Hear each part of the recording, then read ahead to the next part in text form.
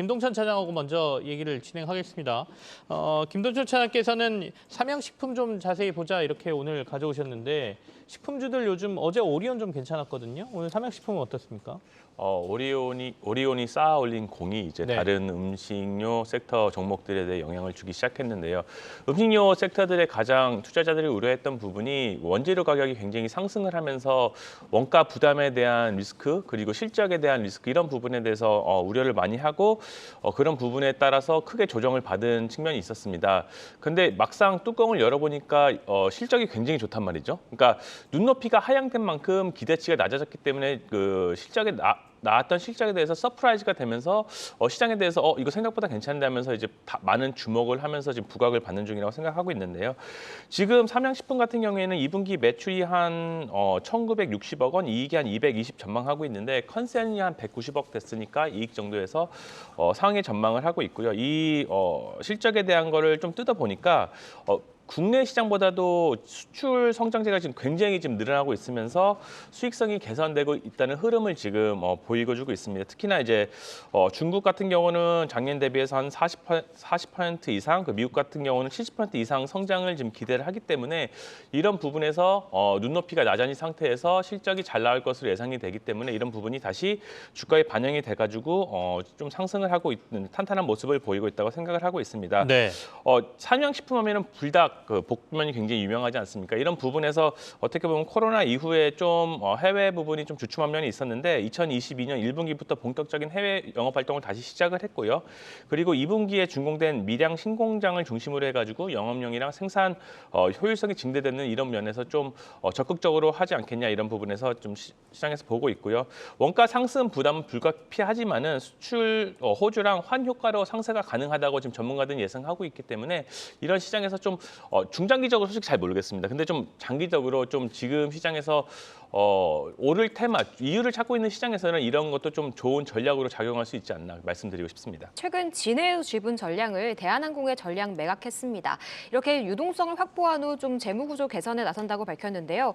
오늘 장 초반부터 강한 상승을 보이면서 4.9% 오르고 있어서 다른 정보들을 살펴보니까 대한항공이나 다른 종목들은 그렇게 큰 움직임이 있진 않은데 왜 혼자만 이렇게 강한 걸까요? 김동준 차장님. 이유를 찾기가 쉽지는 않을 것 같은데 일단 생각을 해보면은 일단 그 대한항공이나 이런 자회사들이 실적이 좋게 나온 측면에서 한진칼도 똑같이 그런 부분에서 수혜를 받아야 된다고 생각했는데 주가가 못 갔다 점 이런 부분이 오늘 좀 분출하고 있다고 생각을 하고 있는데요. 네. 지주사를 좀 최근에 본다고 하면은 어떻게 보면 지주사라고 하면은 좀 재미없는 종목 이렇게 많은 투자자들이 생각을 하셨을 텐데 최근에 지주사들의 주가 움직임을 보면은 꽤 괜찮다 이렇게 좀 말씀을 드릴 수 있겠습니다.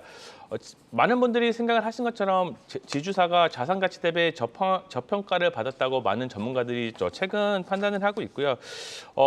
최근의 트렌드가 뭡니까? 무조건 안전자산 좀 어느 정도로 방어가 가능한 종목을 가져가야 된다고 많은 분들이 얘기를 하고 있고요. 이런 부분에서 지수사도 어떻게 보면 그런 측면에서 방어적인 측면이 있다고 생각을 하고 있거든요. 그 이유는 뭐냐면은 현금 배당 수익률 때문에 그런데 지금 많은 분들이 생각할 때 지수사 같은 경우는 일단 저평가되어 있는 측면이 크고 그리고 지금 만약에 담는다 하더라도 주가가 왜냐하면 자회사들이 잘 하고 있는 지주사 같은 경우는 분명히 주가가 오를 확률이 높다고 생각을 하고 게다가 좀 중장기적으로 보유를 한다고 하면 연말에 현금 배당까지 수익을 얻을 수 있기 때문에 두 마리 토끼를 네. 잡을 수 있다 이런 부분에서 좀 부각을 받을 수 있다고 생각하고요. 한직칼 같은 경우는 워낙 그 자회사 부분에서 부각을 받지 못했기 때문에 오늘 주가에서 대한 분출이 있기 때문에 좀 오늘 좀 튄다 이렇게 말씀을 드리고 싶습니다.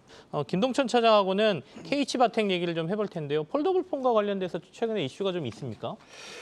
지금 좀 있어야 되는 게 저는 네. 맞다고 좀 생각하는데 지금 워낙 증시에 대한 투심이 안 좋다 보니까 그런 부분이 좀 부각이 안 되고 있다는 점 이런 부분에서 충분히 저는 지점을 공략이 가능하다고 생각을 하고요.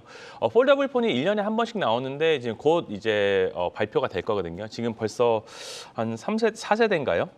벌써 4세대인데 폴더블 폰 하면은 어떻게 보면 핸드폰 자체를 한다고 하면 애플이 글로벌 1위로서 굉장히 리딩 업체로서 좀 부각을 나타내고 있는데 폴더블 폰 관련해서는 삼성이 글로벌 1위로서 부각을 나타내고 있고 이런 부분에서 국내 부품 회사들이 굉장히 좀 수혜를 받고 있고 이런 부분에서 충분히 실적이 나타나고 있다고 생각을 하는데 KH-바텍 같은 경우는 삼성 폴더블 폰 힌지를 네. 생산하고 있거든요. 이런 부분에서 1분기 1분기나 2분기 같은 경우는 폴더블이 거의 이제 뭐 끝물이기 때문에 어떻게 보면 실적이 굉장히 안 좋아지는 게 맞는 건데 실적을 1분기를 본다고 하더라도 어닝 서프라이즈가 나올 정도로 꾸준한 실적을 지금 바탕으로 내고 있고 어떻게 보면은 본격적인 실적이 분출되는 시기는 2분기를 시작으로 3분기, 4분기가 지금 될 예정이거든요.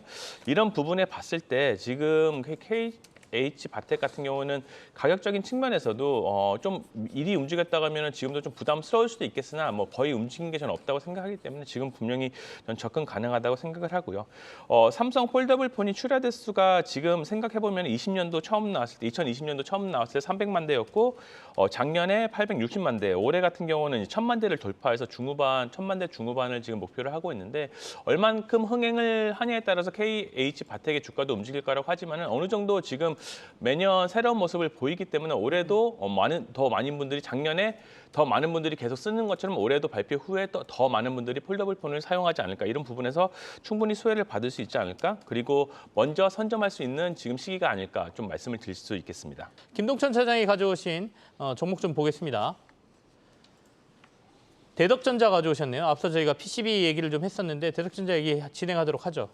예, 아까 PCB 네. 할 때 대덕전자 말씀하셔가지고 좀 30% 이상 빠진 부분에 대해서 좀 저도 굉장히 좀 마음 아파하고 있고요. 이런 네. 부분에서 지금부터 어떻게 될 것이냐, 왜 이렇게 될 것이냐 그런 부분을 좀 강조해서 말씀드리고 싶어서 오늘 준비했고요.